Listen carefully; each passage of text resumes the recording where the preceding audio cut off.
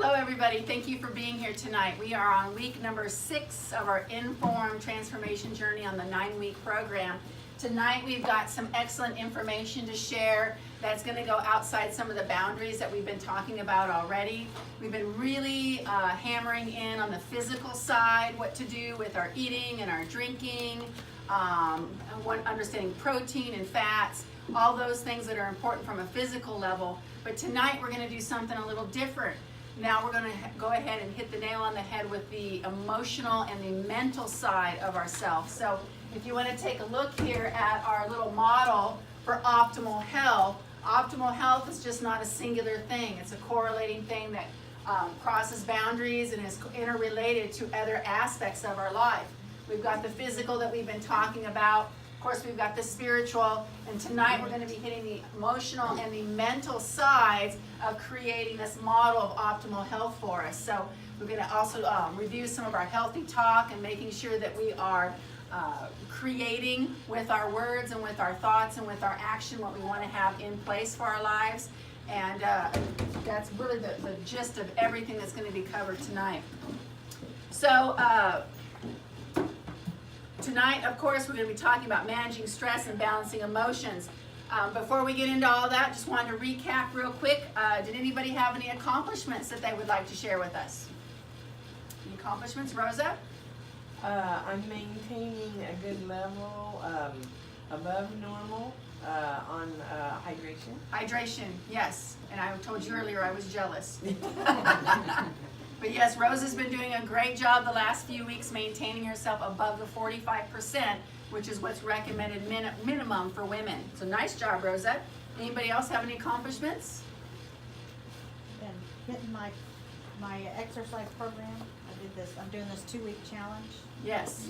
So Awesome. that might be why I gained the 3 pounds of muscle. Yeah. Well, yeah. So your numbers showed that today. That's fantastic. And it also means that you're keeping up with your protein. Yes. Because if you're upping your exercise, then you're needing more protein for recovery of those muscles, and so you're doing a good balance. That means you're making that happen together. Wonderful. Awesome. Anybody have any challenges? No, not Mary? the challenge. You Well, got accomplishment? Oh yeah, Let's hear it. I got both. Okay, well get the accomplishment out of the way first. Well, the accomplishment, I have a good exercise program Mm-hmm. that I haven't started it yet, but at least it's established. It's So established. I'm really happy about that. Yes, you know what So you're going to do. I know what I'm gonna do, how much I'm gonna do, Yes, and when. and that's Something like that. progress. Yeah. That's wonderful. Good job. Good. Challenge You wanna hear the is. challenge is? Challenge is. I can't get full.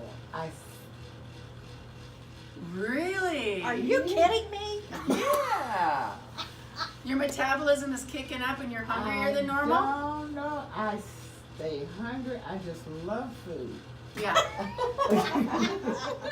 So does George.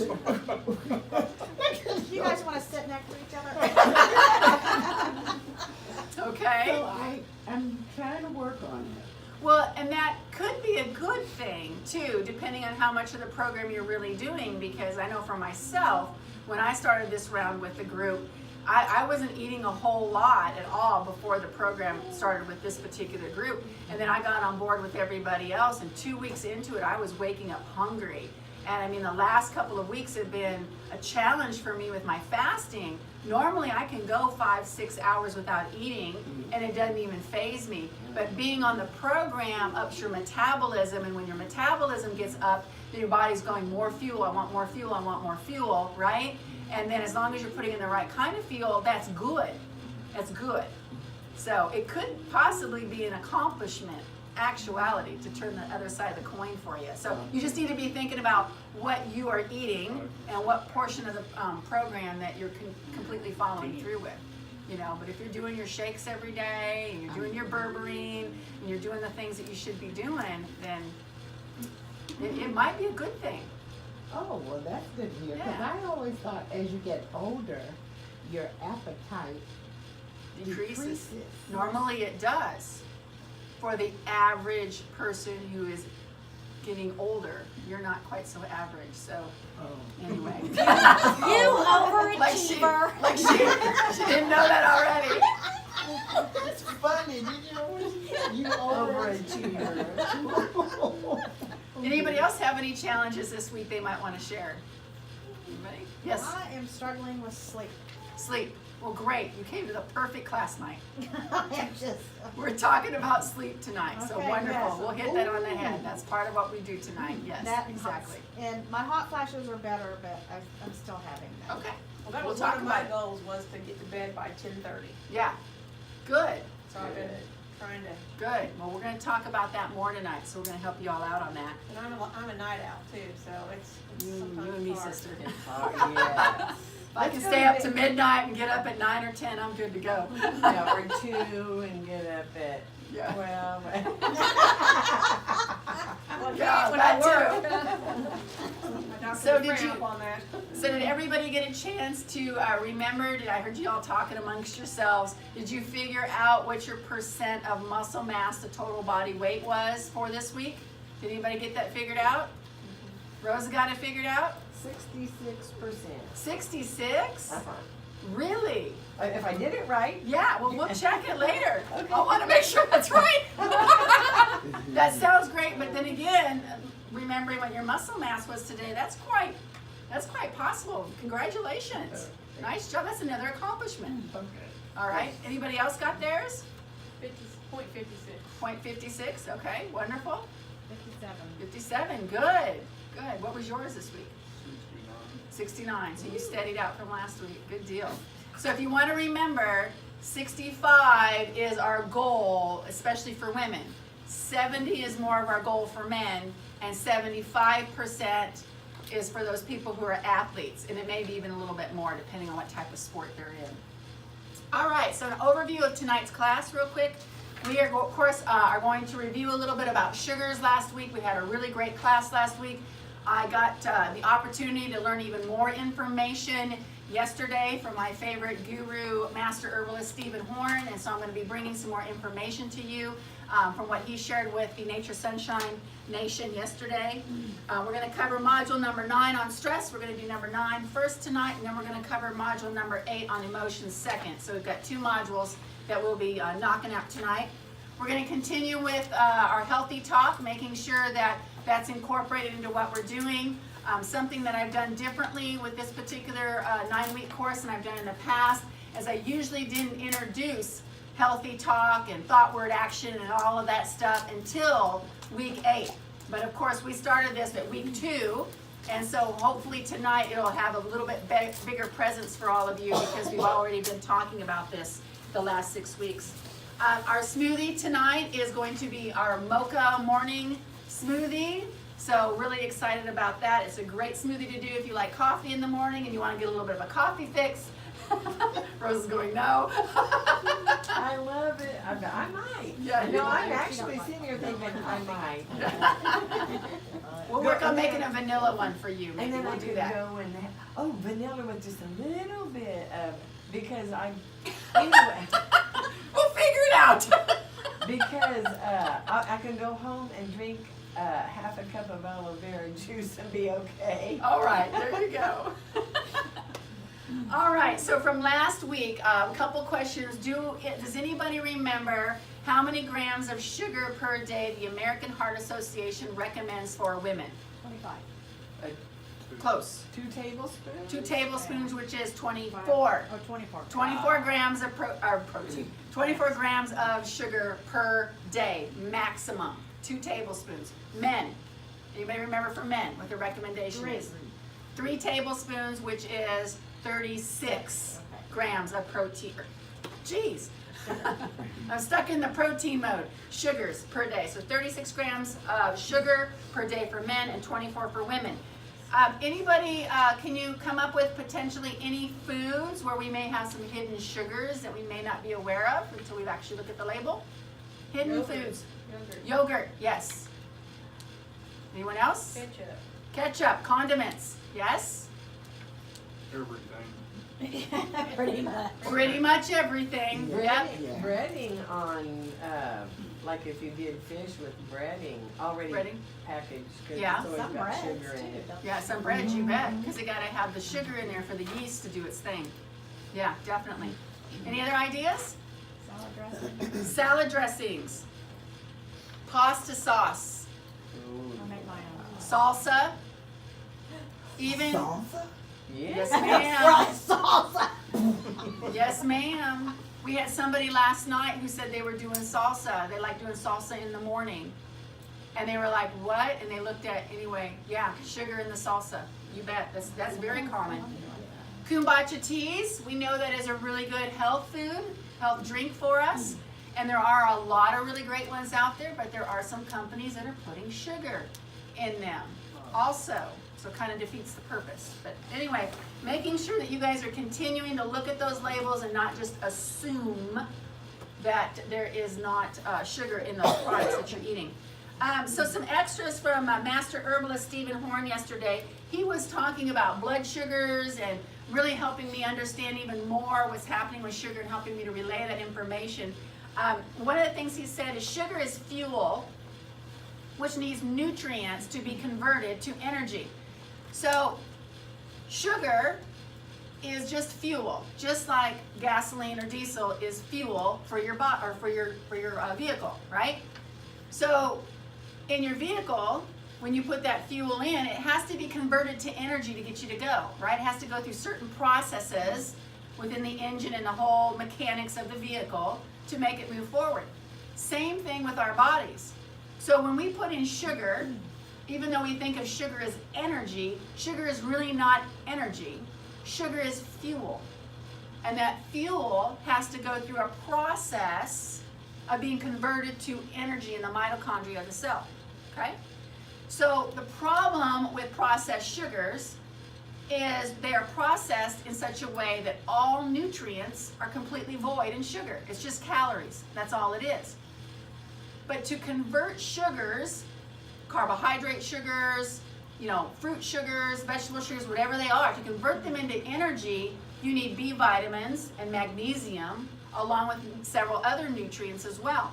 So if you put in just processed sugar that doesn't have the nutrients to support the conversion into energy, you've got a cup overflowing of sugar fuel that that can't do anything, right? Whereas if you eat quinoa or like steel cut oats or some of these whole unprocessed grains, carbohydrates, or even your fruits, you have nutrients that go along with that food. So when you eat that apple, you get nutrients to convert the sugars in the apple into energy. Does that make sense? Mm-hmm.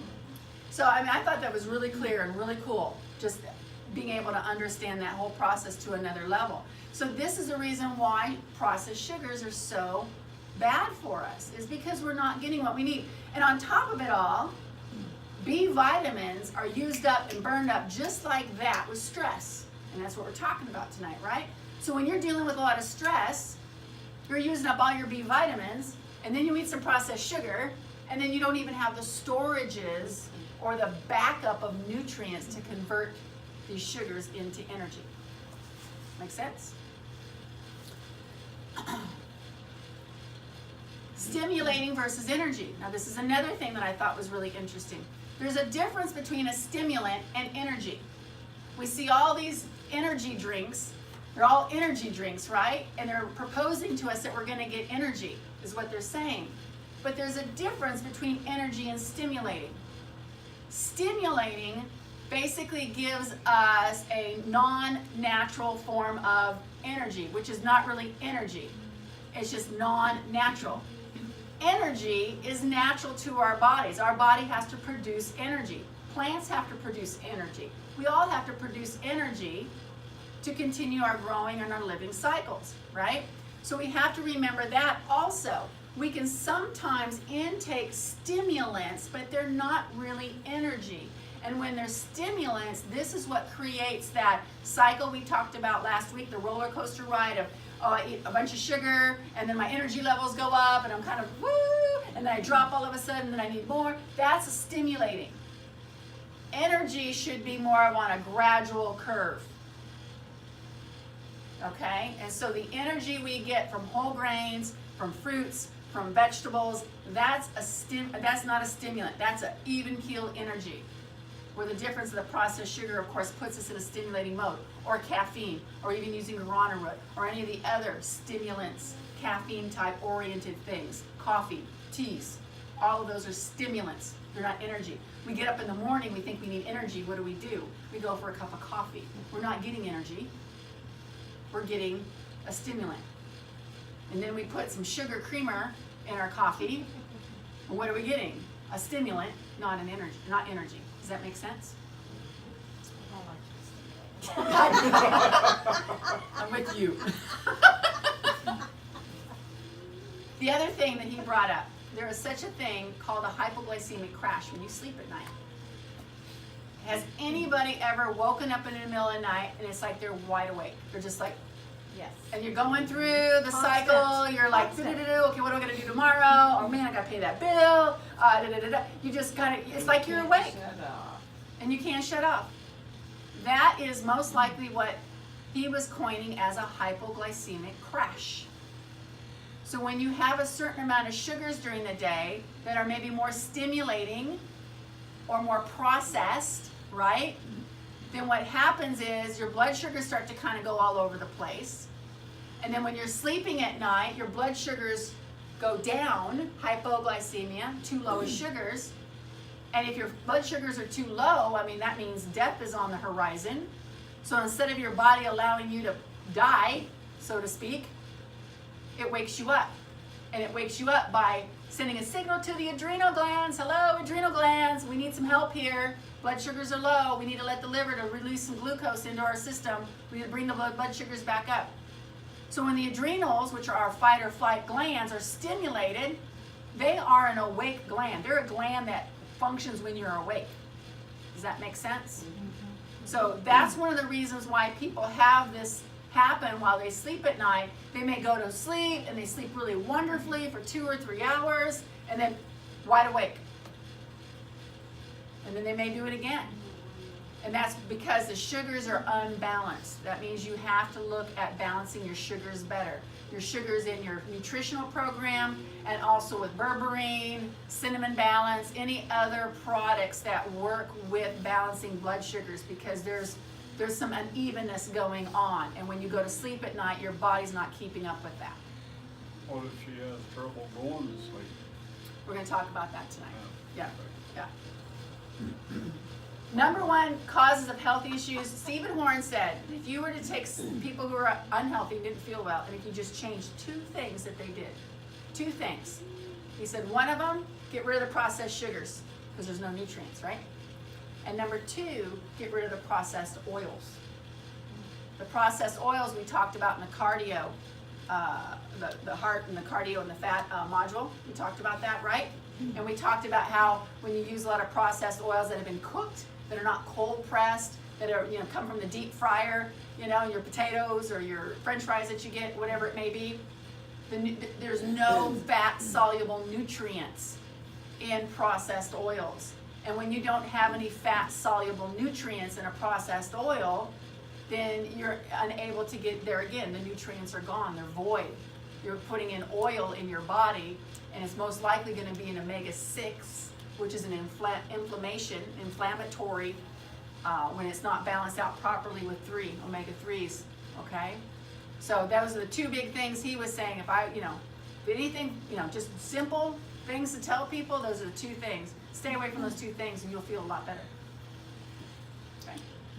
Awesome, okay, so healthy talk. Last week I challenged you guys to take this week and take a couple of mornings, if not every morning, and spend some time with yourself. Spend some time creating in your mind for your day, whether you used your healthy affirmations, whether you prayed, whether you meditated, whatever you did. Did anybody get a chance to do that this week? Yes, Rosa?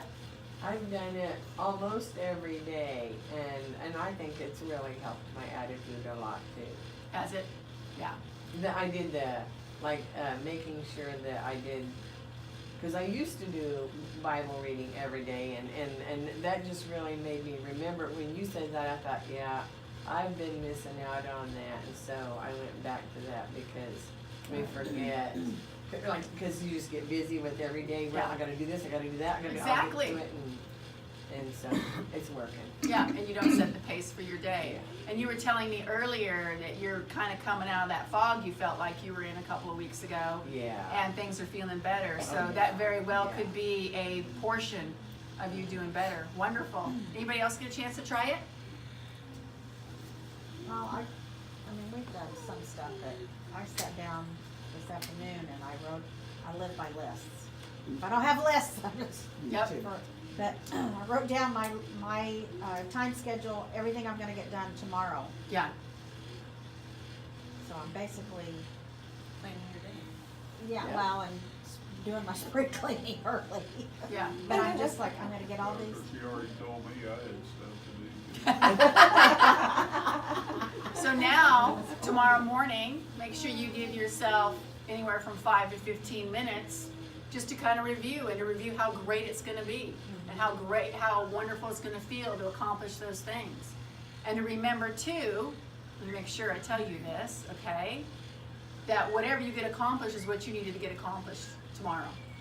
So if for some reason you don't get the whole list done, no beating yourself up, okay? Because sometimes, Or no beating him up. or him up, yeah. 'Cause sometimes we also have to remember we set goals for ourselves thinking that we can get it all done. And I am the mastermind of that. For some reason, I still think I'm single sometimes and I don't have 5 children to homeschool and I can get all of these things done. And then I get halfway through the day and I'm like, what are you, crazy lady? Sometimes our expectations on ourselves are too much. So do be careful of that, Jerry Ann, moving forward. Okay? It's wonderful to make a plan. It's wonderful to put positive energy to it. But you also have to have the flexibility of like, hey, what if something comes up? Something else is more important that you need to handle tomorrow. But you know what, I'm like Jerry Ann, Yeah. I like a list too, and a So do schedule. I. I So kinda do live I. by one. But if on the list, you keep not doing the same thing, then I determine it must not be important, so just scratch it out. Yes. Yes. Just eliminate it, it must not be important if you're not getting it done. Yes, and I would agree with you. You're giving yourself some flexibility in all of that as well. And I'm totally with you, ladies. When I had the store downtown Austin, one of the gals that worked with me, she called me the Post-it note queen. I had a Post-it note in different colors for different things every day. And it was just like, can you just put your list on one piece of paper? I'm like, no, I have to have it like this. You know, and we have Post-it notes over here and Post-it notes over there. Yeah, I kind of felt bad for them. They come into the store and then I have Post-it notes out for them and everything. But I mean, that's just the way that I work. So I completely understand that. But I also completely understand the other side of the coin. Setting a plan is wonderful, but sometimes we get direction that's outside of our plan. And that's when we need to be able to step back and allow our direction to come. That's the reason why it's so important to spend time in the morning with yourself and with your higher power and with whatever makes you feel really good, okay? Because that is going to help you be more flexible, still accomplishing, but flexible if you are redirected. What does it say in scripture? You know, plan your steps, but be aware of redirection or something. There's a scripture that goes along with that somewhere. But stay at work all day tomorrow.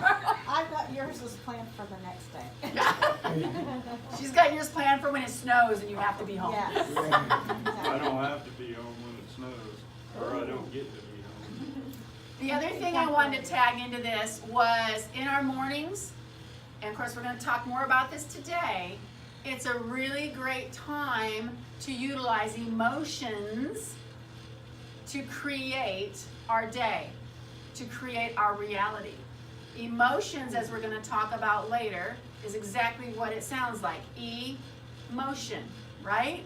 It's got motion to it. So when we utilize our emotions in a positive manner and put that together with our healthy self-talk and our planning and just how we're going to have a great day, we're going to accomplish things, I'm healthy, I'm strong, I like the way I look in my clothes today, all of those things, we get a lot further at creating our reality a lot quicker. Okay, but we're going to talk more about that later. All right, any questions before we move forward, guys? Let's go ahead and go to week number 9, or module number 9, which is dealing with stress. It's page 69 in your In.Form participant manuals. All right, so I have this little saying that I like to bring up at this time. The American paradigm. Eat, drink, whatever you want. It's being American that can kill you. And as we talk about this module on stress, the reason I'm bringing this up is because literally the way that our society is ran, the expectations we put on ourselves, the expectations we put on others, the way that we're basically raised is all about working really hard. I mean, how many of you heard when you were little, work hard, and you'll get everything you want, or work hard and you'll at least get by? That's something that's ingrained in us. We're ingrained, we're basically indoctrinated to work really, really hard. Now, I'm not putting working hard down. Working hard is great, as long as you're doing what you love, okay, or what you enjoy doing, right? And is not taking away from your personal health. So there's a balance there that we need to talk about as we move forward. So that's why I like to bring this up. In Europe, they don't take 1 week vacations. They take a holiday. And a holiday can last a month, even 2 months. I remember the first time I went to Jamaica and we ran into some people from Europe. And we're like, oh, cool, how long you here for? And they're like, oh, we got another 3 weeks here. I'm like, how long you been here? Oh, 3 weeks. That was like, you know, and that's when it hit me. I'm like, of course, I was working 70 hours a week and just happy to have a week off to go on my honeymoon, right? And it was like, it kind of always left that little question mark in my head. I'm like, wow, they must be really rich. Or what? But as I continue to mature and learn more about life and about the world, we are one of the only societies that puts huge pressures on working, on everybody who's here. It's important you have a job. It's important you have a job. Yes, it is important that you do something to financially take care of yourself. But at the same time, it's kind of like, it doesn't matter what it is as long as you're bringing in money. Okay? And when we set our minds that way, or when we have to work that extra 10 hours so we can get that promotion, just for that little bitty promotion that's going to get us an extra $100 a month or whatever it is, you know? It puts a lot of pressure on us, and from a health standpoint, from a mental standpoint, and even potentially from an emotional standpoint. So we've got to remember when we're talking about stress, a lot of times we're talking about what we feel our expectations are on us every day. Trying to keep up with the Joneses next door. You know, I want that really cool car like they have down the street. You know, and sometimes it's to the detriment of our health. Mentally, physically, and emotionally, and even spiritually. So as we move into this module about stress, just keep that in mind, that sometimes the expectations are going to cost you more than what you think they are. So on page number 69, it talks about the mind-body connection is important in regulating your mood and your behavior. So in this particular module, we're going to talk about situational anxiety and cortisol levels. We're also going to talk about how heightened cortisol levels will actually make you crave high fats and high sugary foods. We're also going to talk about improving your bedtime routine and making sure you get the adequate sleep that you need. So before we get into the next page, just a real quick question. When you hear or think of the word stress, what's the first thing that comes to your mind? Work. Yes.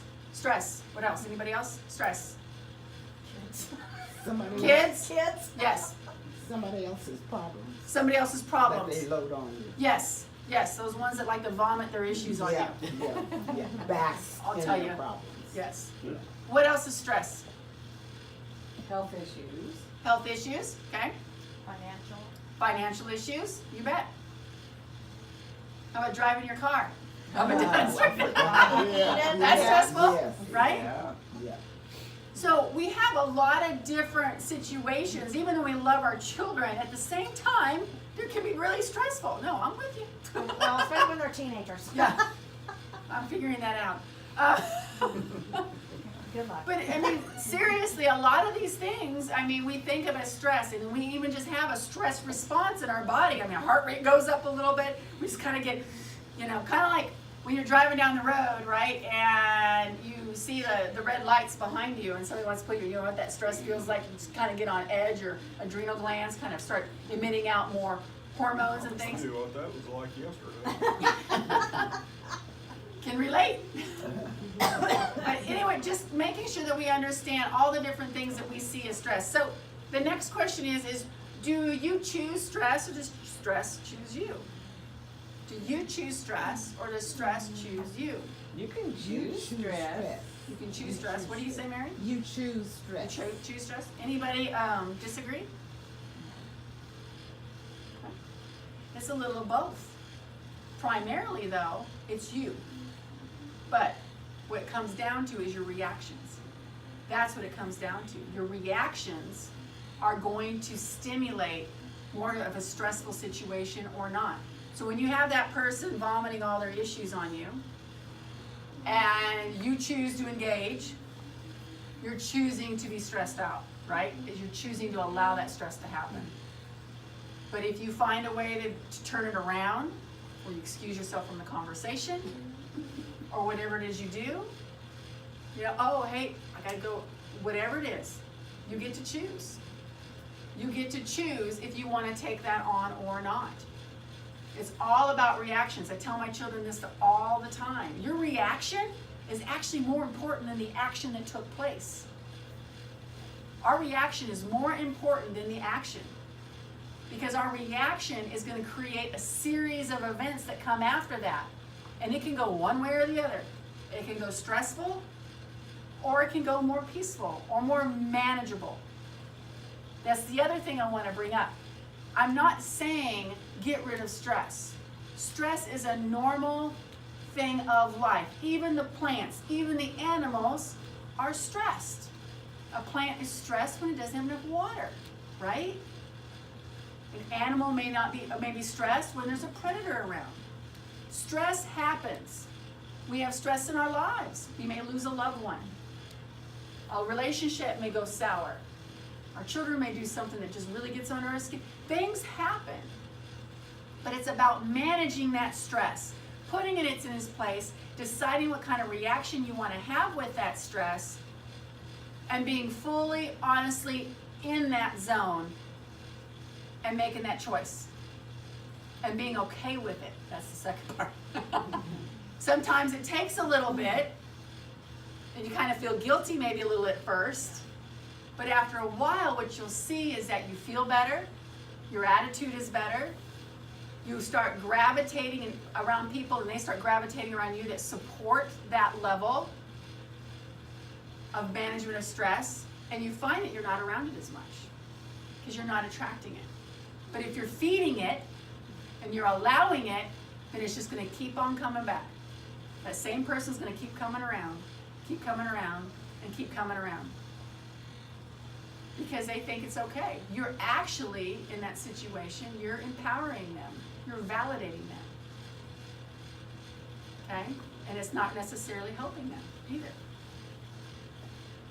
So we need to remember, managing stress is the key here. We need to manage stress, we need to manage our reactions, and we need to choose what lane we want to be in. And then we want to stick with it. I want to be in the fast lane. No, first or last. I like being first. So on page number 70, it talks about the mind-body connection. When you were born, your brain and your gut developed from the very same tissue. It's not like brains developed over here and guts developed over here. The very same tissue your brain and your gut are developed from. Who has heard the saying that the brain is a second gut? It's true. There's a huge interconnection between the brain and the gut, and it goes all the way through adulthood until time is done. That brain and that gut are in sync, working back and forth with each other every moment of the day. So as we look at our icky fish tank,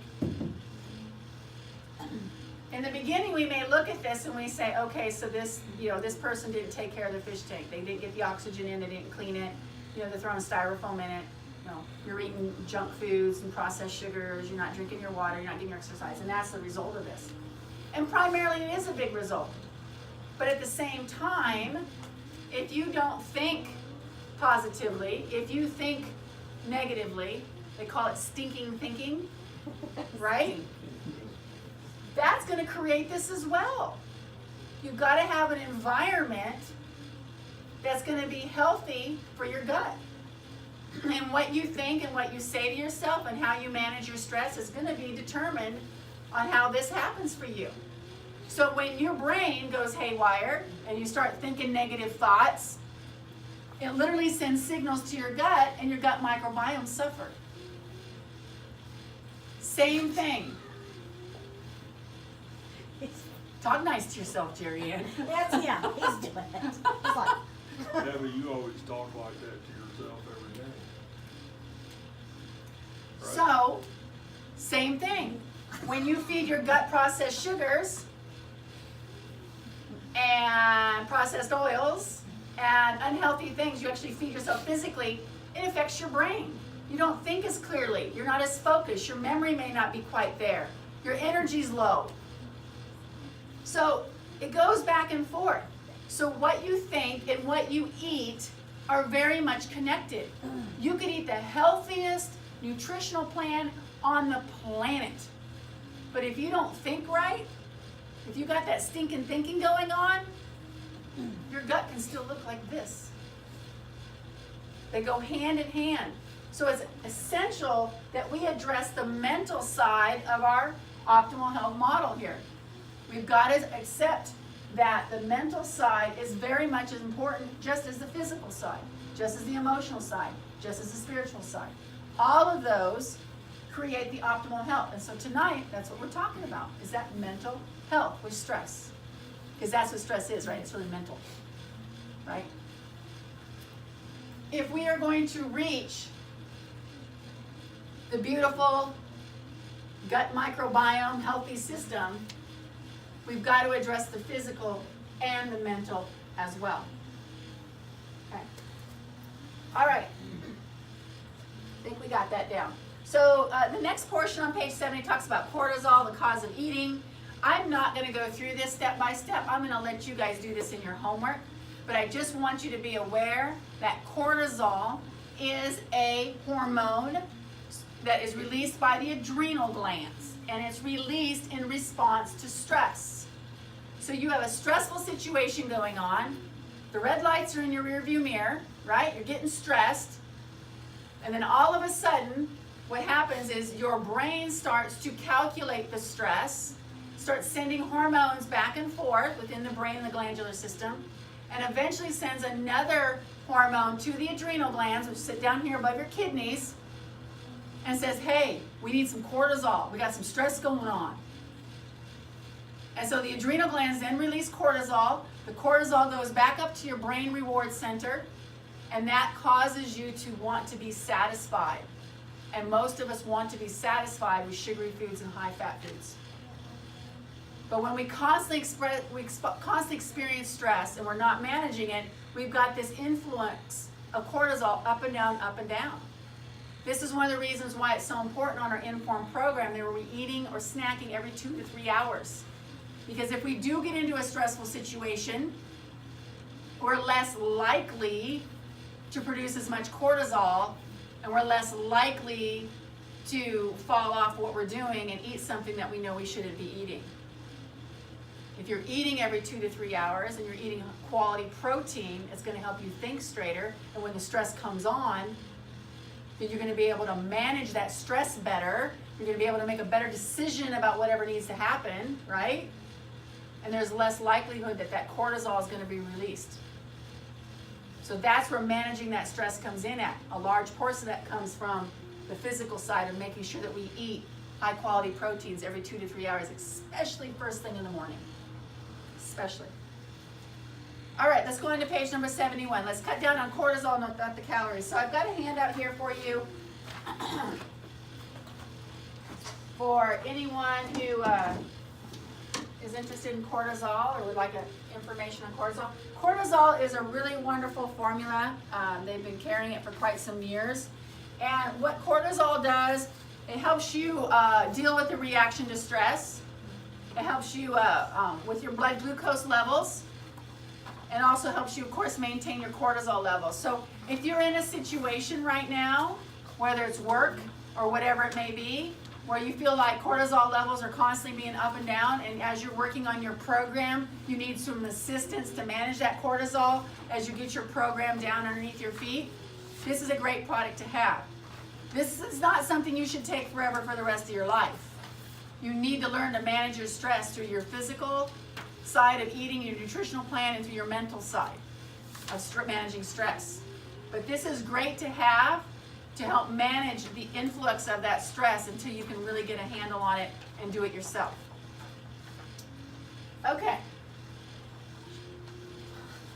Next thing is page number 72, more sleep, less stress. It should be made a priority in your weight management program to sleep. Studies show that sleep deprivation, when accompanied with occasional stress, can affect your blood sugar balance, your ability to manage your appetite, and your leptin levels. So what is leptin? Leptin is a hormone, and it's a hormone that's only made while you're sleeping. And leptin, during the day, helps you manage your metabolism, helps you manage your cravings. It really helps you get through the day. But if you're not sleeping, guess what? You're not making leptin. Leptin also helps you with sustained energy throughout the day. Another thing that affects leptin is when you overeat or you increase your fructose consumption, which would be your sugar consumption, you can start becoming resistant to leptin.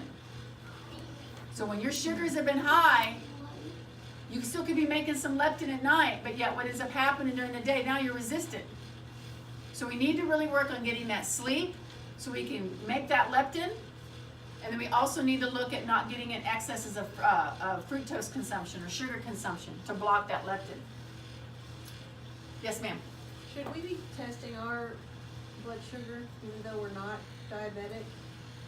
I think it's a great idea to test your blood sugars periodically, like once, maybe take 3 days out of a month and follow a schedule like that just to see where you're at. Or you may take one week every 2 months, but come up with some kind of a schedule to keep testing on it. That way you can see what's going on in your body.